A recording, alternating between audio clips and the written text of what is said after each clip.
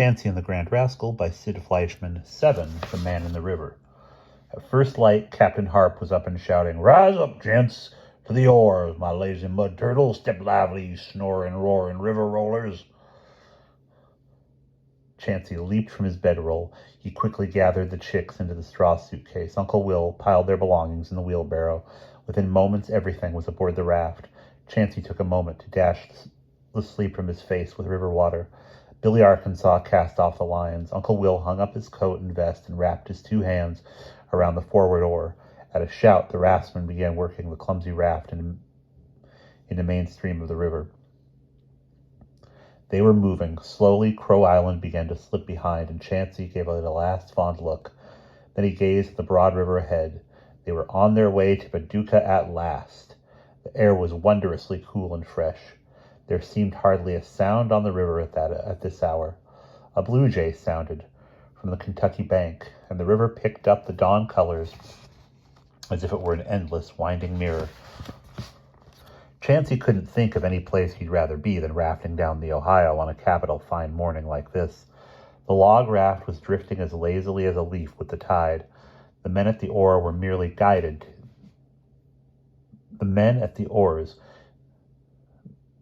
guided in on its way. They set up a slow rhythm, walking to the end of a footboard, raising the huge pine blades, returning, dipping, and struggling forward again. Chancy had never seen such gigantic oars. They stretched 30 feet long, and instead of being at the sides of the raft, where the oars ought to be, they were mounted 3 forward and 3 aft. Each was balanced on a block and swiveled on a thick oar pin. The raftsmen struck him as a jolly lot, quick to laugh and with voices like bass drums. They had names like Poosh Johnson and Potato Mike and Hog Pewitt. Chancy tried not to get underfoot. He watered and fed the chicks. The straw suitcase was too small now to hold them, and anyway, they were pecking away at the straw. They'd get crop-bound. He'd have to find them larger quarters. "Boy!" Chancy looked up. It was Captain Harp with his legs set 3 logs wide. "Yes, sir." "Are you hungry?" "Yes, sir." "Can you cook?" "No, sir." "Ever seen it done?" "Yes, sir." "Well, then," Captain Harp exclaimed, "that qualifies you. I appoint you raft cook. But, sir, nothing fancy, you understand. But I don't rightly know how to cook, sir." "How can you be sure, boy, if you ain't never tried?" The bearded pilot took a large chaw of tobacco. "We takes turns around this raft. You just put some beans to soak for supper and some dried apples, too, and boil up a pot of coffee. Make it strong here, strong as tar, and fry us up a barrel of potatoes. You can't go far wrong. The first man aboard to bellyache about the grub, why, he has to do the cooking. That's the way we work it. Keeps complaints to a minimum, you know." And off he rushed, leaving Chancy stunned. He reckoned there was nothing to do but try. He thought he knew how to boil coffee, at least. He found a box of kindling and started a blaze in the cook stove. He filled the huge coffee pot with river water and ground up the coffee beans. That seemed like the way it was done. Soon he had the pot on the stove and regarded it as a modest achievement.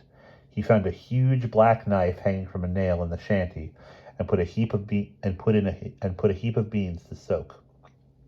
There was a smaller pot that would do for the dried apples. Then he began peeling potatoes. He was anxious to earn his keep, but it seemed women's work, and it didn't suit his fancy. If there was a chance, he'd rather take a hand at a sweep oar. Maybe someone would complain about the grub and end his kitchen duty by the time breakfast was finished. Once the potatoes were peeled, he didn't know what to do with them. He walked forward to consult with Uncle Will. "I'm appointed raft cook," he said. "I declare. How in tarnation do you fry potatoes?" "Did you slice 'em?" "No, sir." "Did you grease the pan?" "No, sir." "Well, slice 'em, grease the pan, stir 'em now and then, and make the coffee strong." Chancy returned to the cook stove. Soon the coffee was boiling away and the potatoes were sizzling. One by one, as the men were relieved of their oars, they poured a tin cup of coffee and forked themselves potatoes out of the skillet. Chancy waited for their complaints to begin. "Best doggone coffee I ever drunk," said Billy Arkansas, helping himself to a second cup. "Stick to the roof of your mouth the way I like it." "Why, as I'm alive," said Hog Pewitt. walking as if he carried a water keg under each arm. These spuds melt away on your tongue, don't they? It's like eating fried sunshine. Boy, where did you learn such fine cooking? Asked Poosh Johnson with a gesture of his hairy arms. Remind me to give you my recipe for bear grease pie. Chancy suspected he had boiled the coffee too long and that he hadn't cooked the potatoes long enough. But not even Captain Hart protested. He bolted his breakfast and fanned his flushed face with his hat. Bulliest grub on the river, he declared. Chancy knew they had the best of him. He could have cooked his boots and they would have lavished praise on them. When the coffee pot was empty and the potatoes gone, he'd still be raft cook. It was a river job nobody wanted. Well, the beans and dried apples soaked, Chancy emptied the kindling box and turned the chicks loose in it. It would do for a coop. He watched the men at their oars for a while, but it seemed to him the raft was hardly moving at all. Then a steamboat came rushing by, and its wash sent the raft rising and dipping. Chancy was taken by surprise and knocked off his feet. I don't reckon you ever rode a raft before, Captain Harp laughed. No, sir, nothing this big, that is. Chancy didn't like to admit he'd never been on the river before. Why, boy, this raft is small. It's only a 3-stringer. We started out with 10 strings of hickory logs, been paddling them off to the sawmills along the river. But these last 3 strings are bound for New Orleans. If the river don't dry up under us before we get there, we're a mite late this year.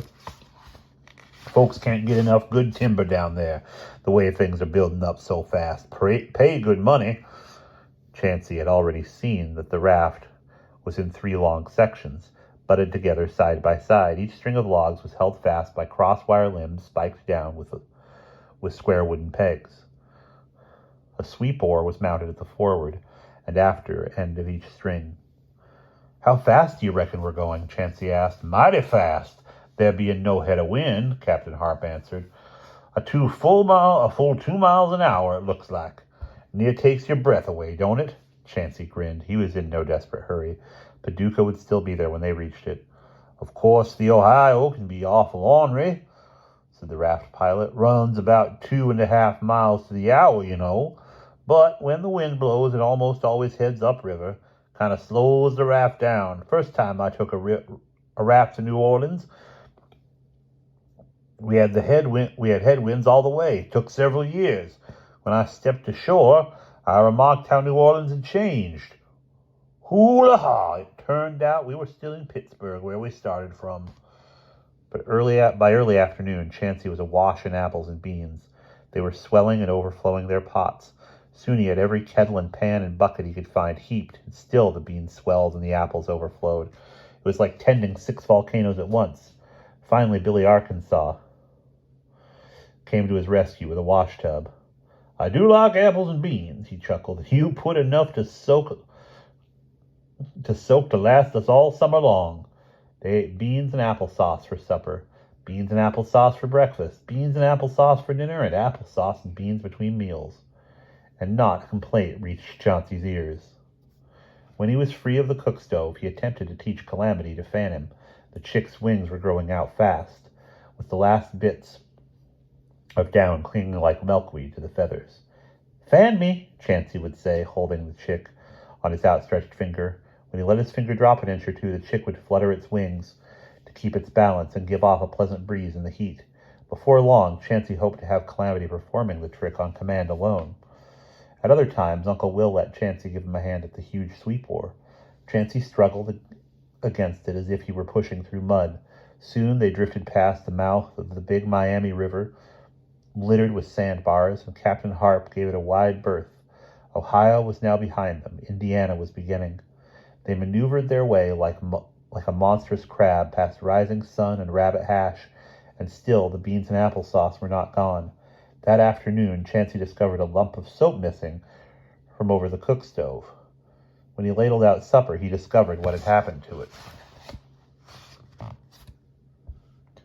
Doggone, snorted Potato Mike, making a face like a dried pumpkin. These beans taste soapy. A hush fell over the raftsman. In an instant, Potato Mike realized his mistake. But boys, he grinned, straightening out his face, if there's anything I always hungered for, it's soapy beans. Fill my plate again, Chancy lad. Dusk was in the air when a side-wheeler went charging past, and its wash sent the raft billowing like a carpet in the wind. Chancy set his legs to ride it out, but as he watched the steamboat, he saw two figures on the stern heave something overboard. It looked like a man. It was a man. Chancy could see him thrashing about in the river. After the first shock of surprise, Chancy raised a shout. "Look, Uncle Will, man overboard!" Within moments, Uncle Will and Billy Arkansas shoved the raft skiff into the water and went after the flailing man. The side-wheeler continued on its way without a backward glance. It was almost dark when the skiff returned. Uncle Will carried the man over his shoulder and laid him out on the logs. "He'll be all right, but he won't need a bath for a month or so." Chancy pressed in closer. The man was sitting up. He had lost his hat, but not his voice. "By Jacks, that is no way to treat a gentleman," he protested. "Accuse me of cheating at cards, the scoundrels." Chancy knew that voice. He knew that red face and lumpy nose. It was Colonel Plug. And that is the end of Chapter 7.